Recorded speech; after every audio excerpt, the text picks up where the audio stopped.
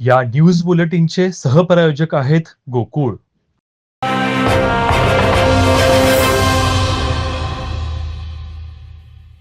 पढा तालुक्यातील माळवाडी इथल्या जिल्हा परिषद प्राथमिक शाळेतील 6 मुलींना शालेय पोषण आहार खाल्ल्यानंतर अचानक उलट्या आणि जुलाब सुरू झाल्यानं त्यांना कोतुली इथल्या प्राथमिक आरोग्य केंद्रात उपचारासाठी दाखल करण्यात आलं.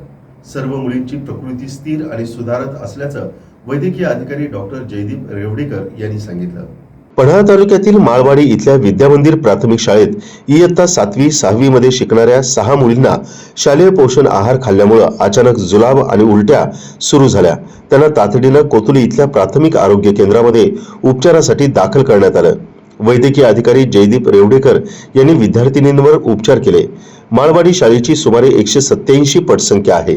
7वी मध्ये शिकणारी कल्याणी चौगले आणि 6वी मध्ये शिकणाऱ्या स्वरांजली खोत, श्रावणी खलासे, संस्कृती सागावकर, संयमी गायकवाड, संचिता चौगले या 6 मुलींनी सर्वांबरोबर पोषण आहार खाल्ला. त्यातील फक्त 6 मुलींनाच जुलाब उलट्या सुरू झाल्या.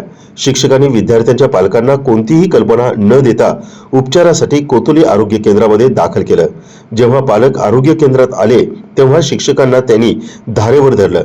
विद्यार्थ्यांना निकृष्ट जेवण दिलं जात असल्याबद्दल पालकांनी वेळोवेळी शाळेकडे तक्रार करून देखील शिक्षक आणि व्यवस्थापन समिती दुर्लक्ष करीत असल्याचं पालकांनी सांगितलं.